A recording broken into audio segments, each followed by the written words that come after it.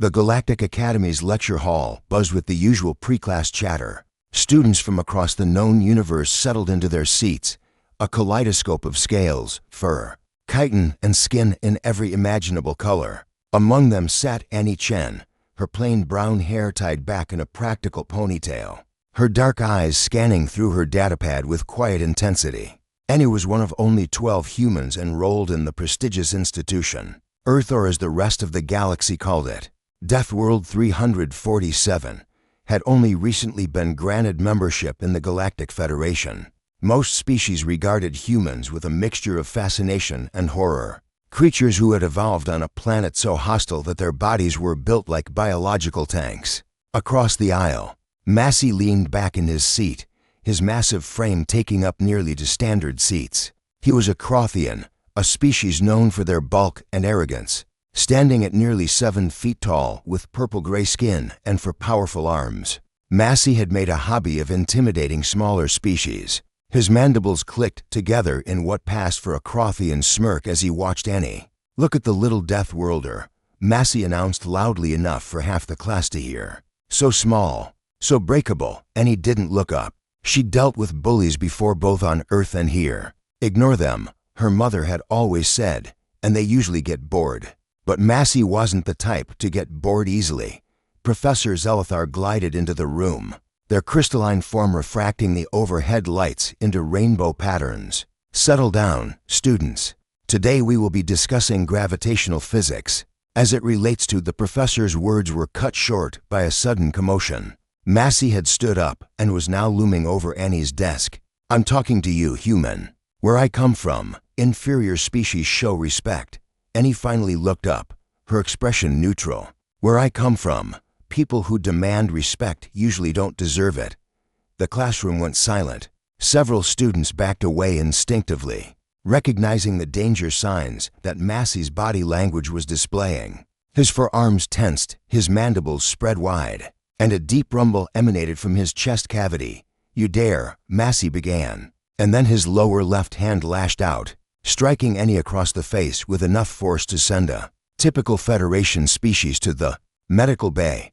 What happened next would be analyzed in slow motion. Holo recordings for weeks afterward. Annie's head snapped to the side from the impact, a red mark already blooming on her cheek. But she didn't fall. She didn't even leave her seat.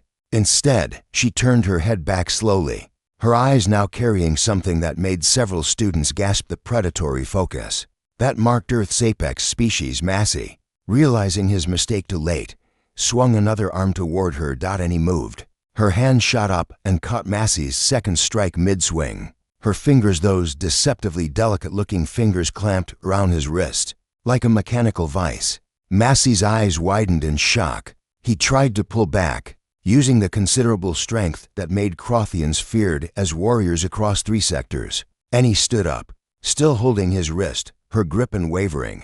"Let me explain something about Death Worlders," Annie said, her voice conversational despite the violence of the moment.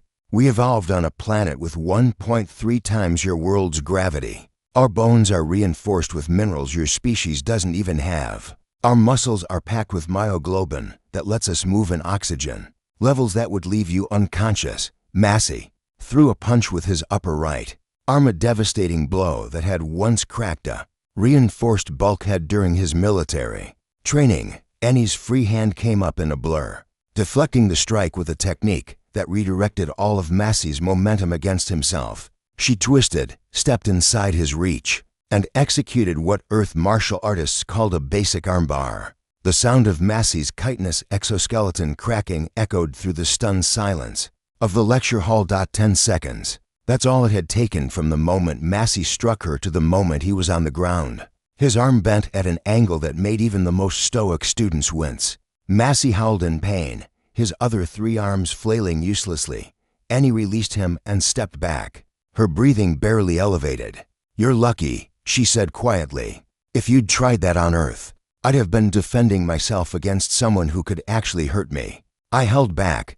Professor Zelithar activated the emergency medical beacon, their prismatic body pulsing with agitation. "Someone escort Massey to the medical wing now." As to students, help the whimpering Crothian to his feet. Annie calmly collected her datapad and returned to her seat. The red mark on her cheek was already fading, another gift from her Death World biology. The ability to heal from minor injuries at a rate that seemed miraculous to other species. The professor approached her desk, their voice modulated to a tone of professional concern. "Miss Chen, while I understand you were defending yourself, we will need to file a report." "Of course, Professor," Annie interrupted politely. "I'm happy to cooperate with any investigation. I used the minimum necessary force to stop an assault. My datapad recorded the entire incident if you need evidence." Professor Zelthar's form shimmered, the crystalline equivalent of a nod. "Very well. Class is dismissed for today. We will reconvene tomorrow." As students filed out, giving Annie a wide berth, a small reptilian student named Kess approached her nervously. "That was. Annie, are you all right?" Annie touched her cheek and smiled. "I'm fine. It barely registered, but he hit you so hard. I thought, Kess, where I grew up, kids play contact sports that would be classified as assault in most of the Federation. I've taken worse hits in soccer matches." Annie gathered her things. "I didn't want to hurt him. I really didn't. But bullies need to learn that size isn't everything." Word of the incident spread through the academy like wildfire. By evening, every student knew the story. An arrogant Crothian had struck a human girl. And 10 seconds later, he was the one in the medical bay getting his arm regenerated. The other human students weren't surprised. They'd grown up on Earth, after all, where survival meant being tougher than the environment itself. But for the rest of the galaxy, it was a stark reminder of why humanity's homeworld carried that particular designation. Death World, a planet so hostile that its inhabitants had become nearly indestructible by galactic standards. As Annie walked back to her dormitory that evening, she allowed herself a small smile. Maybe now she could just focus on her studies without constant harassment. And if not, well, she'd be ready. After all, she was from Earth, and on Earth, you learn to stand your ground.